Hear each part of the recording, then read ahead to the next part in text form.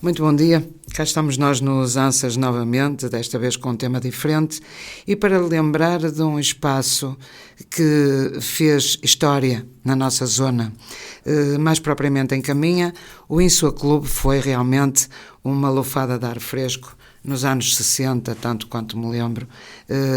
Começou por fazer algumas noites e algumas tardes de fim de semana com música ao vivo e marcou a diferença na época, como devem imaginar. Mas não estamos aqui para falar especificamente do Insua Clube, mas também porque temos hoje um repetente no nosso programa, que é o chefe Tiago Moura, com quem estivemos há algum tempo atrás e que neste momento é o responsável pela boa mesa e pela comida saudável que tanto nos preocupa, não é assim, Tiago? Claro. Bom dia. Olá, bom dia, amados ouvintes. É um prazer estar aqui novamente, podendo falar de coisa boa, de boa conexão, boa astral e divulgar um pouco mais dessa cozinha de autor, um espaço, como já ouviram, fenomenal, que está agora com uma roupagem incrível, que costumo dizer que nós temos uma linguagem não verbal, uma linguagem de conexão, uma linguagem através da gastronomia, que é o que eu tenho muito prazer, né? Essa cozinha de autor que vem buscando resgatar desde quando pousei aqui nessa amada região, Minhota, e estou muito feliz de estar aqui, podendo comentar um pouco mais desse projeto fenomenal. Entretanto, há quantos anos está cá, Tiago? Olha, já vai fazer 5 anos. E nesses 5 anos... Tem sido feliz? Muito feliz. Ótimo. Já tenho uma família. Ótimo. Pois, exato. Para além disso, tem sido feliz. Tem sido muito. Pela escolha. Sim, claro. Sente-se bem em Viana? Sinto muito bem. Eu costumo dizer que eu vejo 90 mil possibilidades de avanço para Viana do Castelo. Esse número é o número atual, penso eu, de habitantes que existem aqui em Viana. Uhum. E enfrento desafios diários e busco, através da minha visão gastronômica, minha comida saudável, cozinha de autor, resgatar não somente a minha cultura afro, a minha cultura brasileira, mas também um pouco da cultura que tenho adquirido portuguesa.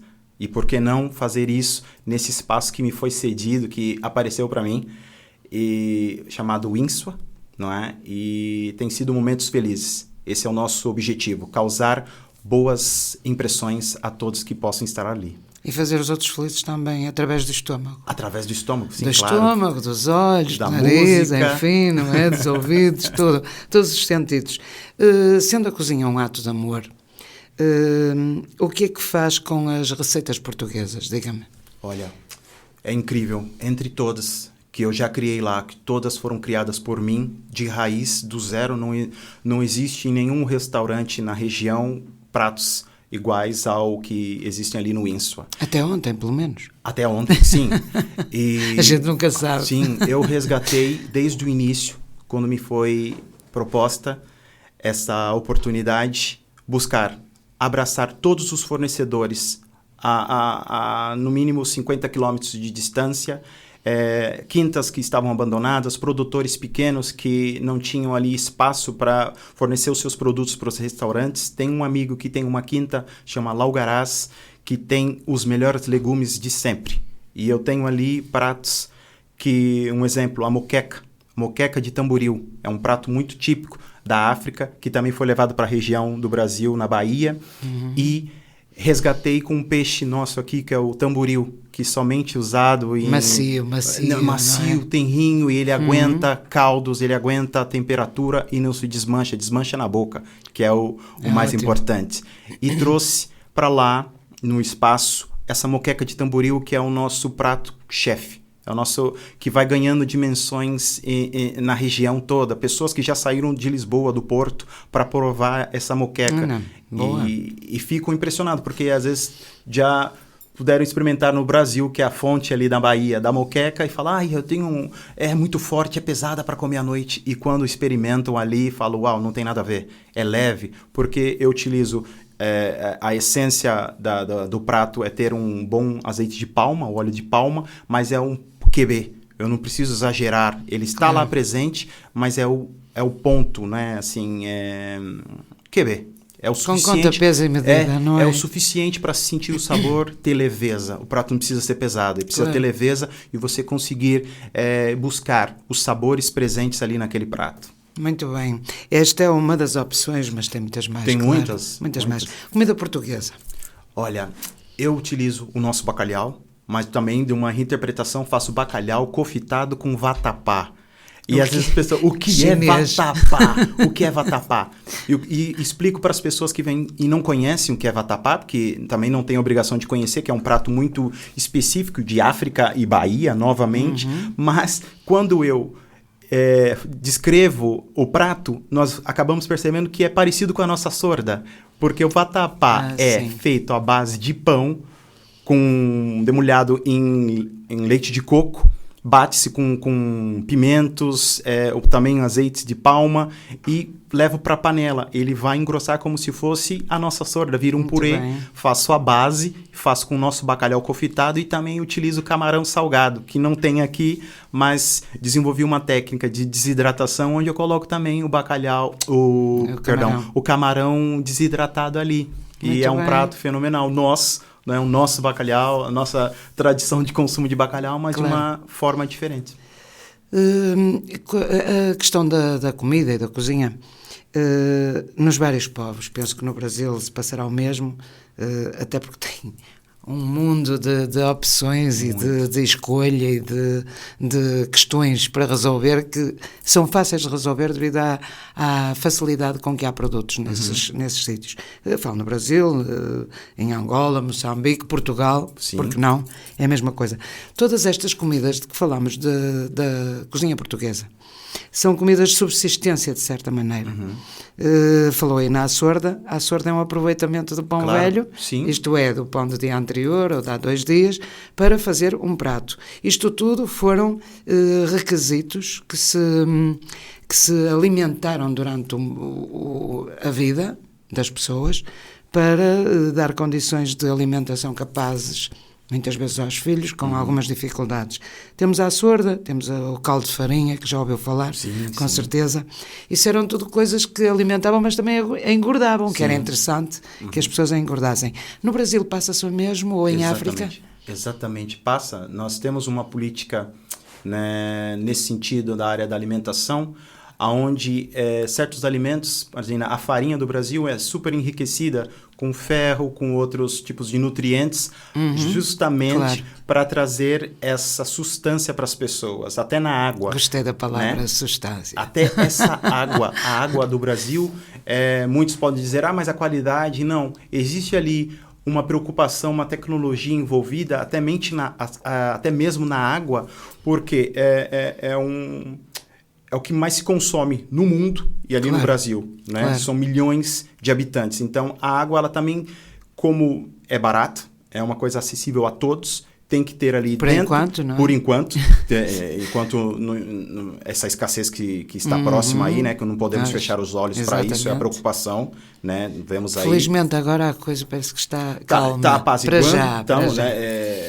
O governo atual tem essa preocupação, que está nessa transição, tem a preocupação com o meio ambiente, que fico muito feliz. Porque sem meio ambiente não existe base, não existe alimentação, não existe saúde, não existe vida. Saúde não, isso não. De maneira nenhuma, não é? Não tem. A gente não consegue se manter.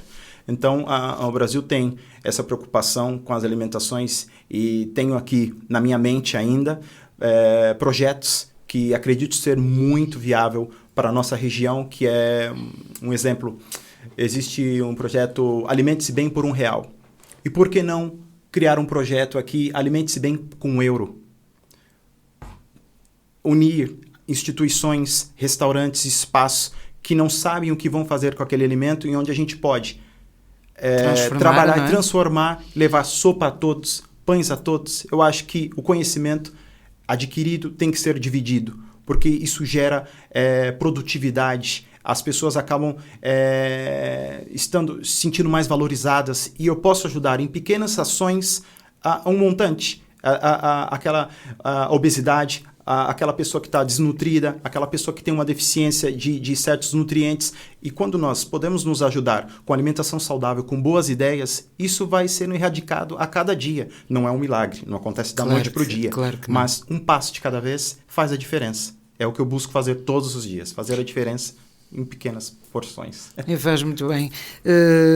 Aqui cabia aquele comentário popular que diz que devagar se vai ao longe, não é? Exatamente. Portanto, com corridas não chegamos a lado nenhum, mas com alguma cautela e com alguma sabedoria conseguiremos com certeza chegar ao objetivo. Quando cá chegou, o que é que achou desta cidade? Vamos cá ver. Onde é que morava? Não. Morava em São Paulo. São Paulo, uma cidade pequenina, Não, com muito pouca gente. São Paulo tem acho que 10 mil habitantes. Não, imagina, porque São Paulo é... Quantas cidades portuguesas? Só São Paulo já são quase 10 Portugal.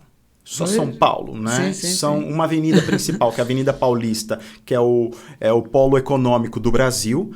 Cabem ali mais de 10 milhões de pessoas. Claro. Pensa, numa única avenida. É um mundo. É um mundo, realmente. Então, assim, dezenas de metros, dezenas de comboios, enfim. Quando vim para cá, já vim direto para Viana do Castelo, eu falei, estou no paraíso na Terra.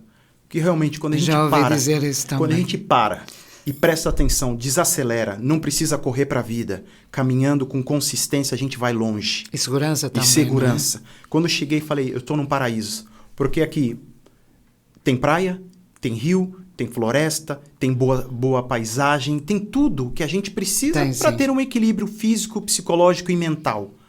Não precisa ter aqueles ruídos de uma grande metrópole, que isso... Imagina, eu acordava 3 horas da manhã para pegar o primeiro metro, para depois pegar um outro comboio, para pegar um outro autocarro. Eu não tinha vida. Eu passava mais tempo nesses meios de transporte do que vivendo a minha própria vida. Pouco tinha para usufruir e olhar um céu estrelado. Para quem... Eu moro em Carreço atualmente. Quem nunca teve a oportunidade de sair e olhar aquele céu, o melhor céu de todos, é estrela, de contato com a natureza. Então isso para mim não tem preço. Claro. Não tem preço. Viver aqui que não é bem assim nas grandes cidades, não é? Não é. A poluição, essas coisas todas. É uma selva de pedra. Claro. Um ano atrás, exatamente, estivemos de férias no Brasil e fui para a Bahia, onde fui fazer uma grande pesquisa que influenciou atualmente nesse projeto, nos meus pratos, na minha ancestralidade. E pousamos em São Paulo para estar com a minha família.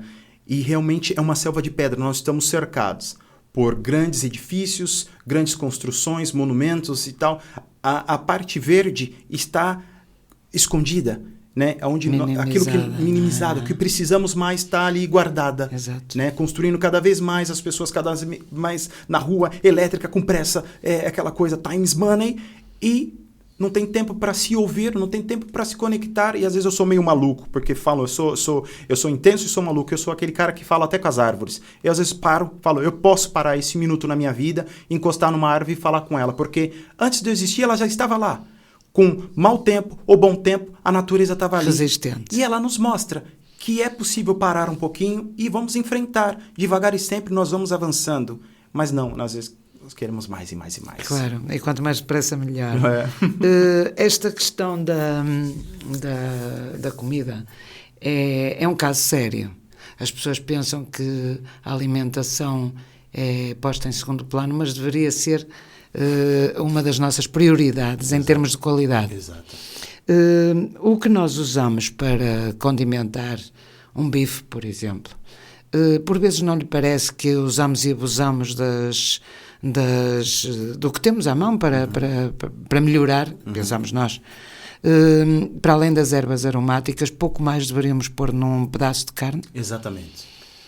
Antigamente, os povos mais antigos não tinham essa variedade que existe hoje. Variedades no sentido também... do conhecimento, não é? Do conhecimento, porque nem sempre variedade é qualidade. Nós temos hoje tantos produtos que são maus. E eu falo, não posso citar nomes aqui, por uma ética, mas são, para bom entendedor que está nos ouvindo, sobrenome do cancro. Tá bem? Não preciso dizer, você associa. Sobrenome do cancro são alguns produtos que a gente encontra hoje que deveriam ser banidos das gôndolas dos supermercados, da nossa casa, que no restaurante onde eu trabalho não existe nada disso.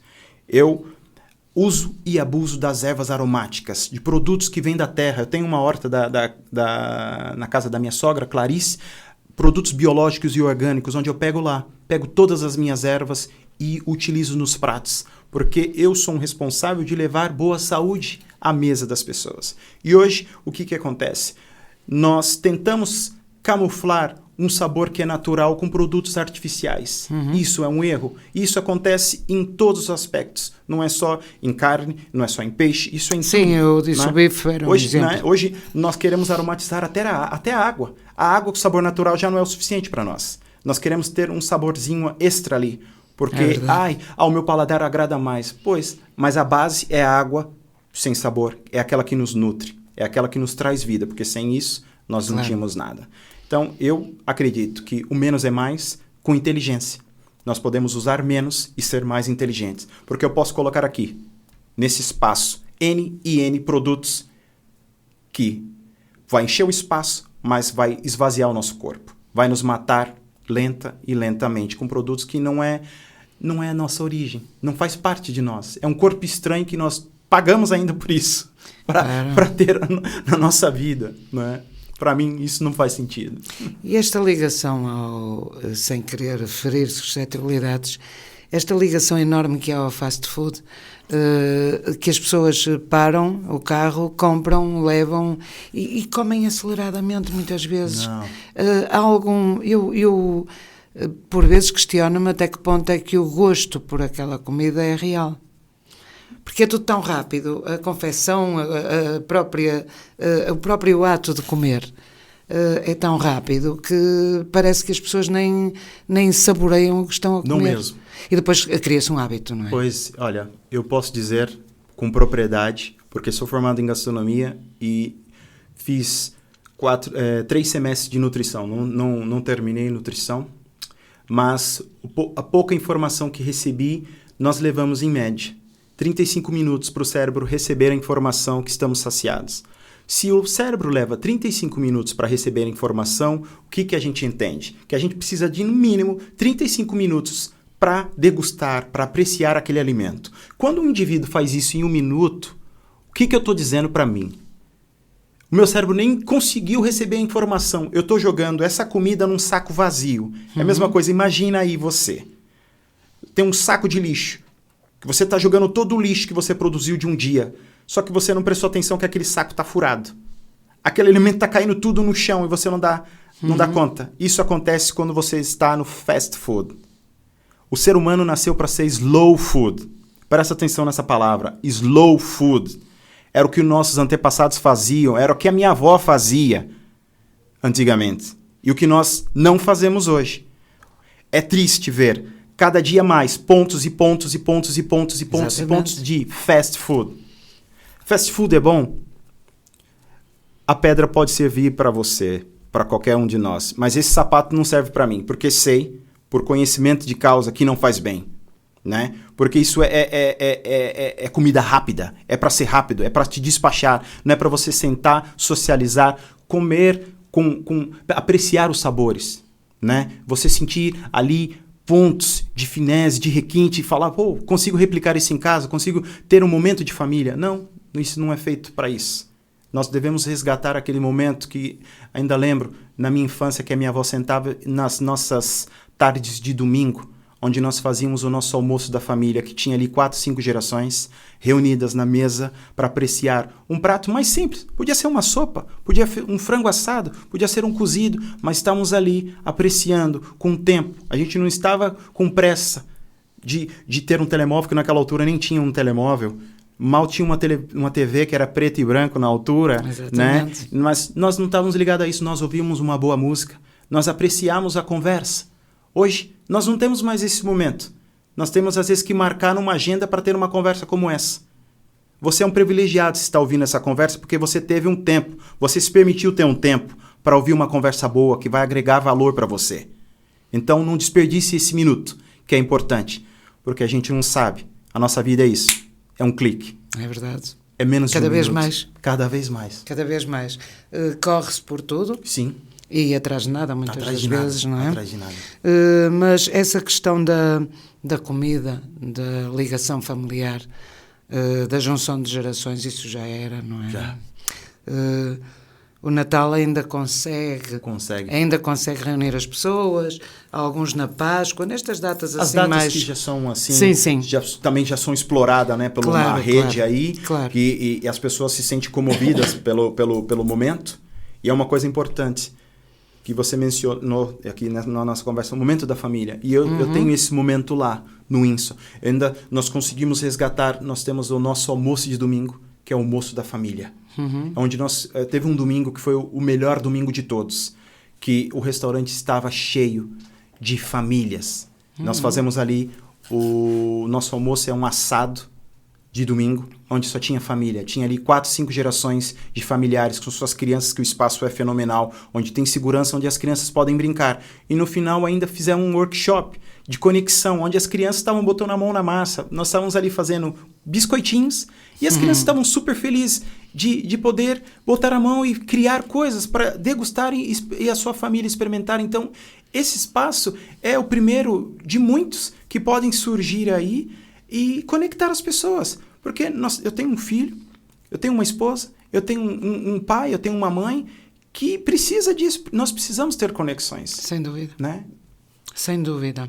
Cada vez mais reparamos que o turismo levou uma volta na questão das pessoas poderem, tal como disse, participar na confecção de alguns pratos. Mas isso é um assunto que vamos falar para a segunda parte. Está bem? Maravilha. Até já, então.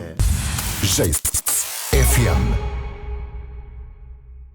E cá estamos nós para falar então do que estávamos a começar há pouco. Ainda se recorda o que foi? Estamos falando sobre o turismo? Exatamente.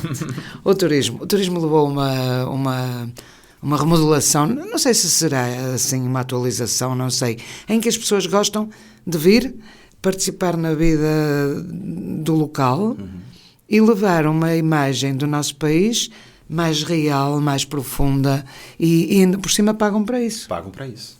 Então as pessoas chegam a uma casa e confeccionam o seu almoço, ajudam a confeccionar. O que pensa disso? Olha, isso eu fico muito feliz.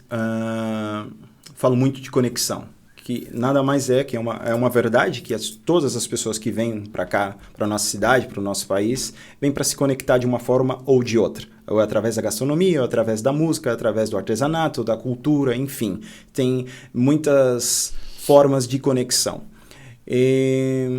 O que me preocupa é o depois. Nós temos um curto momento, que é uma coisa que falo por mim na restauração. Nós temos aqui um verão de 3 meses. Um negócio não se mantém com 3 meses. E você que tem um negócio que está me ouvindo agora sabe muito bem.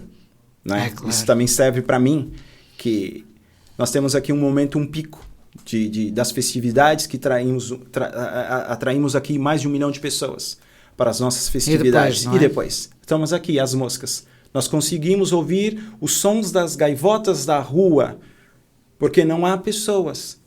Há negócios, há mais restaurantes, há mais hotéis que vão ser inaugurados, há tantos negócios surgindo, mas não há pessoas fora. Né? De setembro a março, a abril, nós não encontramos esse fluxo de pessoas. Mas nós também... preciso viver nessa altura também. Nós comemos. Eu não deixo de comer. Né? Eu tenho folgas e vou procurar espaço para comer. Acho que já comi em todos os restaurantes aqui de Viana do Castelo. Quando não, vou para o Porto, vou para Lisboa. Na minha pesquisa também, em degustar novos pratos, novas visões de alguns chefes, de alguns cozinheiros. Isso é importante para mim, mas também chama a responsabilidade de nós, empreendedores, nós chefes, nós cozinheiros, nós donos de negócios aqui, que o inverno também se come, na primavera também se come, no outono também se come. O que eu estou fazendo para mudar isso? Reclamar não é o caminho, porque reclamar, nós fazemos isso de graça. Nós temos que criar aqui ferramentas onde, nós podemos nos unir. Se aquela frase é verdade, por que não colocar em prática? Juntos nós somos mais fortes. Nós devemos nos unir agora, pequeno, médio, grande, profissional, e criar ferramentas Eu gostaria muito de ouvir um festival de inverno aqui para Viana do Castelo, que o cenário é ótimo para isso. Eu concordo consigo plenamente, sou talvez uma das mais das pessoas que mais se questionam porque é que Viana para a partir de agosto. Temos uma festa fenomenal, trazemos gente a Viana como ninguém, mas há que criar oportunidades para além disso, antes e depois, aliás. Exato. Por que não criar a época baixa em Viana, atrair as pessoas para a época baixa? Eu sou inteiramente a favor dessa situação, porque nós temos realmente capacidade. Então agora, não é que se criaram novos espaços, sim, como acabou de dizer, e tem toda a razão, temos todas as possibilidades de atrair o turista de inverno. O que é preciso é criar condições. Sim, agora não podemos chegar às 6 da tarde e ver uma cidade morta que fecha as portas e porque não há nada para fazer e porque não há gente, porque não há turistas.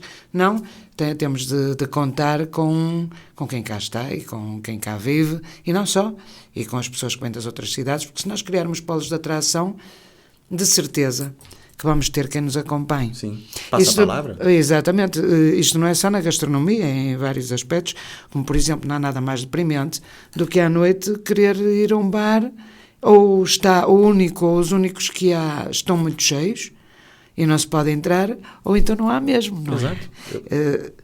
Eu vejo isso vamos para Viana, é o que se faz à noite. Pois, eu vejo isso na parte da cultura. Minha esposa é artista plástica, né? A Rita GT, e é uma preocupação que nós enfrentamos todos os dias. Nós vemos espaços emblemáticos na nossa cidade que estão às moscas. Ou estão em ruínas, estão assim depreciados. E o que se faz? Chegar na altura do verão, se maqueia aquilo para ficar bonito, coloca luzes e tudo, mas e agora? Nós precisamos desse espaço que poderiam ser aproveitados para trazer ainda mais pessoas para a cultura, para a música. Eu gostaria muito de ouvir isso. Eu sou um amante da música popular brasileira, portuguesa, eu sou um eclético, né? Gosto, mas pouco se fala aqui na nossa cidade de, olha, vamos ali ouvir aquela banda X, aquela banda Y num espaço. Não se há, não vê. Essa parte aí, nós temos imensos artistas, imensos, ligados à música, nem sonha quantos, de todos os quadrantes. E, francamente, onde os podemos ouvir em Viana? Em lado nenhum. Primeiro, acho que é uma falta de justiça para as pessoas que temos. Isto que me perdoa quem me está a ouvir. Mas acho que... Mas isto é uma posição que eu tomei desde sempre e que assumo. Acho que nós temos tantas possibilidades e que não as pomos em prática. E não vamos pensar que isto implicaria grandes somas de dinheiro. O justo. O justo, não é? Exato. Embora o ser justo é um bocado complicado e, por vezes, a complexidade da palavra justo leva-nos a outras ideias. Mas tudo com conta, peso e medida, como estávamos a falar há pouco, até como se faz na comida, isto teria realmente pano para mangas, como se costuma dizer. Depois dizem-me que as pessoas que não têm hábitos de sair à noite, pois não. Se não têm chamariz, não têm oportunidade de frequentar determinadas coisas, como é que as pessoas vão ter hábitos? Depois, claro, temos espetáculos que não têm gente. Não tem. Temos espetáculos e temos casas abertas onde não vai ninguém, porque as pessoas não estão habituadas a levar uma vida de divertimento, o que faz de nós extremamente tristes. Sim, exato. Pensamos demasiado nos problemas e não pensamos em aliviar as nossas ideias, a nossa cabeça, transformar um pouco as nossas noites ou os nossos dias, seja lá o que for. Nós trazemos para nós uma mente cinza, né? E eu acredito assim, olha, o dia está cinza, mas eu tenho a oportunidade de colorir o meu dia. É claro. Você que me ouve, tem a oportunidade de colorir o seu dia, de transformar a tua realidade hoje, agora. Claro. Por que não fazer isso? Aproveita que você está nos ouvindo e faça isso. Grita para a vida, ó, eu estou vivo e quero superviver a minha vida. E o mais importante, nós muitas vezes acreditamos que temos que sobreviver. Apaga isso. Ninguém sobrevive. Você tem que vestir a roupa da supervivência. Exato. No sentido de aproveitar cada segundo da sua vida e superviver. Porque isso nós podemos fazer, é de graça. Claro. Não custa. Depende de nós apenas. Depende de nós. Ninguém te cobra por superviver ou não. É uma questão de escolha. Eu quero superviver. Por isso que estou aqui hoje conversando com você e supervivendo, sonhando, vivendo uma vida abundante e dizendo para a vida que eu posso fazer mais hoje, amanhã, a cada dia, enquanto estiver nesse universo, nesse planeta, eu vou fazer mais. Porque eu posso, porque eu quero e porque eu consigo. Exatamente, qualquer um de nós. Sim. É só querer. Isso É só. Está na nossa vontade. A vontade é uma coisa esquisita às vezes, não é? Pois é. Pois é.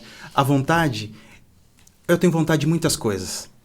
Mas praticar é uma outra situação. Claro. Ficar parado também é uma ação. Também é. Mas tem uma consequência.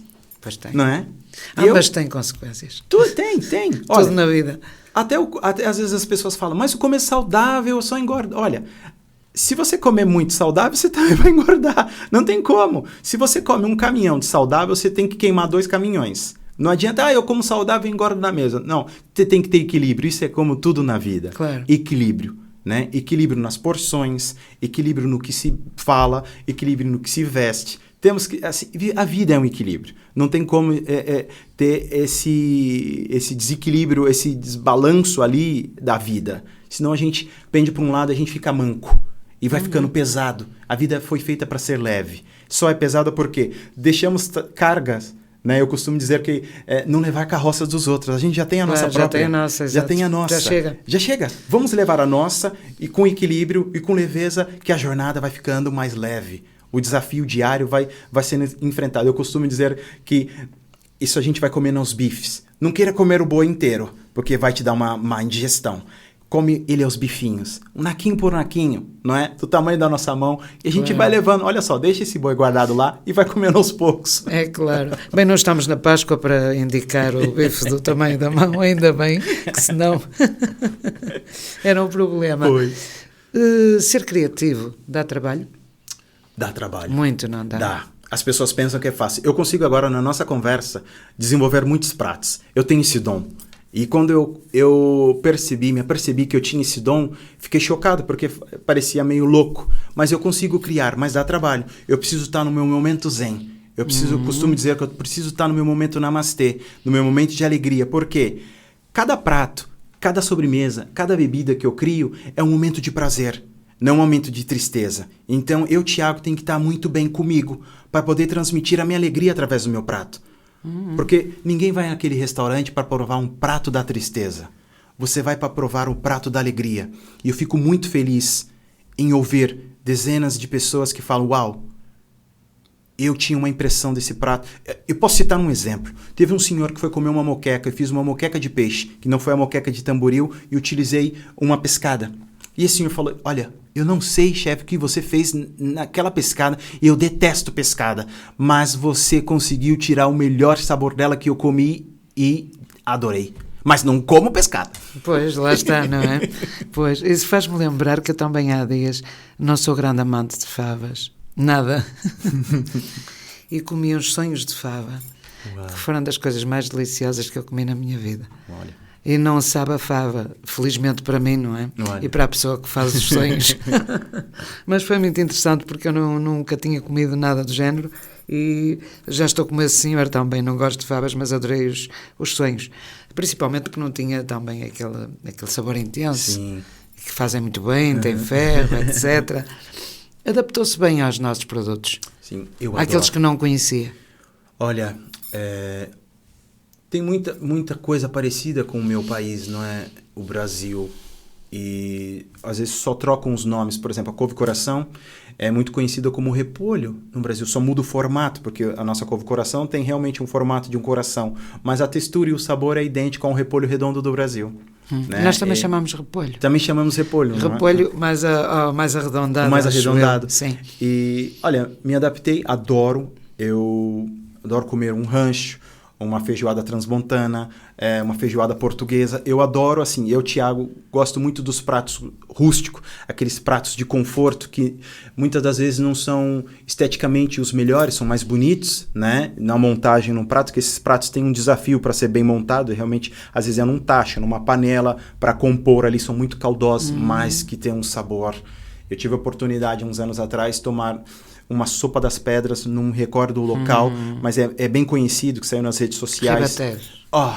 Que delícia, que ali, falo, eu voltei... A gente não vai lá e eu vou fazer a publicidade. Deve ter sido no restaurante Toucinho. Olha, eu não me recordo. É de família, onde tem música ao vivo, assim, um espaço... Pode ser. É um espaço, assim, grande, mas é acolhedor, assim, com a lareira. Mas eu, assim, até me arrepio. Eu voltei à minha infância, que me lembrou a sopa que a minha avó fazia, que ela pegava um pouco de cada coisa. De tudo, exatamente. Era sopas da pedra da vovó. E ali eu falei, uau, que sabor. Que sabor. E é exatamente boa, o que busco fazer nos meus pratos. Eu sou brasileiro, mas muitas das vezes não puxo sardinha para o meu país de buscar produtos lá. Eu busco os produtos daqui e faço uma reinvenção, uma releitura de produtos que é nosso. Eu amo a gastronomia portuguesa e fico muito triste de ter receitas que foram para o túmulo. Porque não tiveram pessoas que replicassem ou deram continuidade. Hoje, eu fico vendo nessas instituições de ensino da gastronomia que os alunos já estão ali... estão formatados. Estão francesados, estão italianizados, estão... É um erro. Estão ali a mentalidade da gastronomia de fora e não valorizam a gastronomia nacional, que é riquíssima. Claro. Podemos reinterpretar ali... Olha, eu faço um leite creme. Um leite creme que é nosso aqui, faço com figos e erva príncipe. Releitura de um prato base com produtos que encontramos aqui, que tem aqui, olha, a erva príncipe eu pego no quintal da minha casa, da minha sogra ali, e faço um produto nosso. É um doce típico nosso. Eu faço um pudim, eu faço um bolo de bolacha com produtos nossos ali, reinventando, trazendo coisas. E olha, procuro ainda mais receitas antigas. Quanto mais antiga, melhor. Para resgatar aquilo que as pessoas é nosso e não sabiam. Né? Não sabiam. Tem um doce que chama ambrosia, que é nosso, é português, mas é muito famoso no Brasil. E muitos nem conhecem aqui. Claro. Não conhecem, que é um doce de leite, feito com a base de ovos, que se talha e fica super aromático ali com canela, cravo, raspas, cascas de laranja. É um doce típico português, muito famoso no Brasil, mas que as pessoas não conhecem aqui. Não existe. Não, é verdade. Perdeu-se um pouco essa... Talvez nós somos um povo estranho às vezes. Eu creio que há um corte, a partir de certa altura, com aquilo que nos liga a tempos mais difíceis. Pronto, eu não sou socióloga, mas acho que tem a ver com isso. E isso leva-nos a uma grande perda. Sim. Porque atrás disso tudo vai um monte de experiências, de coisas boas, que falam de nós e não dos períodos maus. Exato. Repara, o cozido à portuguesa... é um dos melhores pratos do Norte. Exato. Adoro. O cozido à portuguesa faz-se em qualquer lado, não é? Desde as ilhas até cá. O que tem o cozido de especial? A carne de vaca, que é a única coisa que se comprava no talho à sexta-feira. Pois. E pouca, não é? Não podia ser muito. Nem havia frigoríficos. Portanto, repare, tudo que está no cozido é tudo de casa. É o porco, são as cenouras, as batatas, as couves, principalmente, sim. a galinha ou o frango. Pois. Está tudo em casa. Está tudo ali. Portanto, as pessoas não dispendiam o dinheiro, que às vezes se pensa, o cozido à portuguesa é um prato caro e tal, como quem seria assim. Não, era. O bacalhau, hoje é caríssimo. O bacalhau era o prato mais barato da minha infância. Porque tínhamos uma empresa de pesca na cidade, não é? Tínhamos a seca do bacalhau do lado lá da ponte. Era próximo, precisava trazer de fora. E com alta qualidade de cura, enfim, nós tínhamos um bacalhau dos melhores, eu diria, do mundo, não é? Exato. A cura era excepcional. Portanto, nós tudo isso vamos ceifando, não é? Vai. Olha, vamos ceifando. Eu cresci. E é uma pena. Eu cresci com peixeiros vendendo a porta com as suas caixas também de esferovite, sim. vendendo sardinha, dona de casa, sardinha, R$10 a bacia. Hoje ninguém quer comer sardinha, porque é exatamente a nossa conversa. Relembra tempos de pobreza, de miséria, porque a sardinha era peixe de pobre. Sim. Mas o que me entristece é que hoje nós não encontramos nas mesas de restaurantes famosos a sardinha. Claro. Que traz ali no seu ADN a nossa essência. E quando falo a nossa essência, eu já me incorporo na comunidade portuguesa, no povo português, porque quem vive aqui, já posso dizer que é um português, porque nós enfrentamos as alegrias e as tristezas. E isso, para mim, é ser português. Português não é só no momento de alegria, de sorriso. Quem chora junto com o português, fazemos parte do mesmo ADN, porque nós estamos compartilhando dos momentos ruins também. Então, quando nós distanciamos esses pratos, que para alguns era o prato da tristeza, o prato da miséria... As pessoas não querem. Não. Isso é muito triste. É triste, sim. A gente não pode esquecer os bons momentos que passamos sem telemóvel, sem televisão. Um momento de alegria. Com o rádio apenas, que fazia a alegria das pessoas. Ouvia-se o Hockey em Patins Internacional no rádio. Se podia fazer barulho. Sempre Portugal e Espanha na final. Portanto, tudo isso faz parte da nossa história, que é comum, ao fim e ao cabo.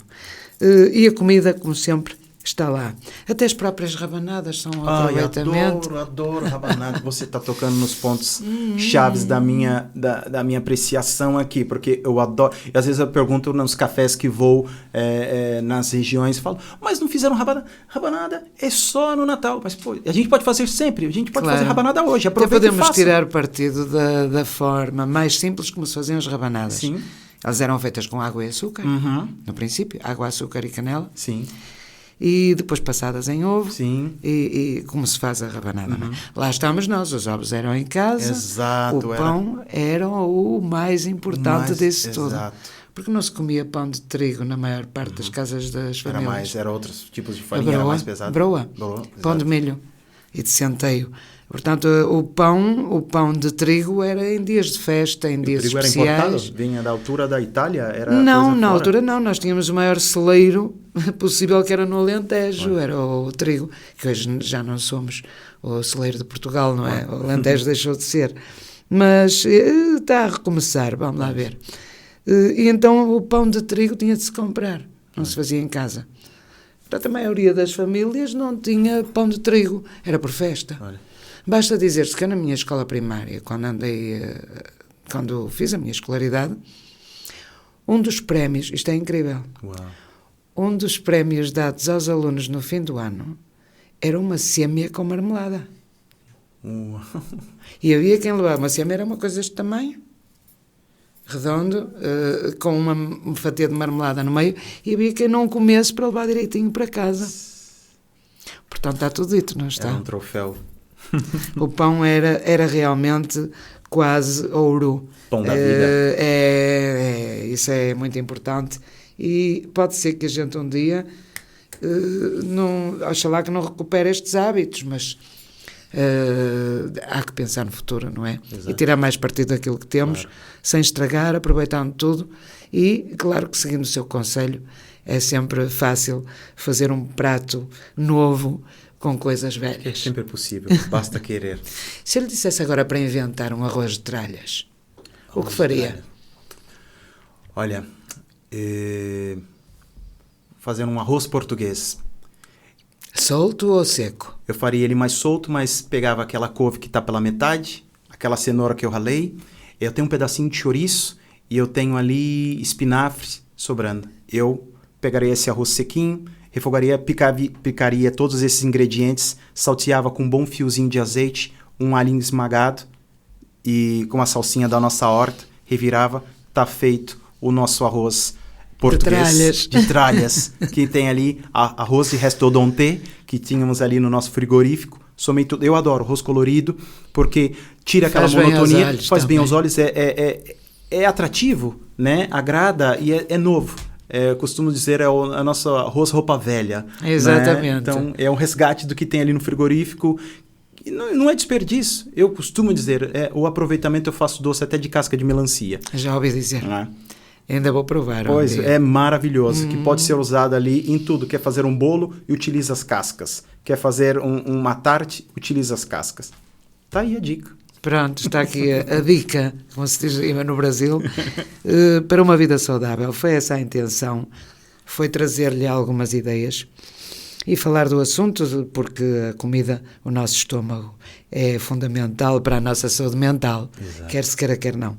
Com o chefe Tiago Moura, deixamos aqui palavras de sucesso na cozinha, sucesso nas amizades, uma cidade que o acolheu, ou que ele fez com que o acolhesse, e com quem se sente identificado, o que é fantástico para nós.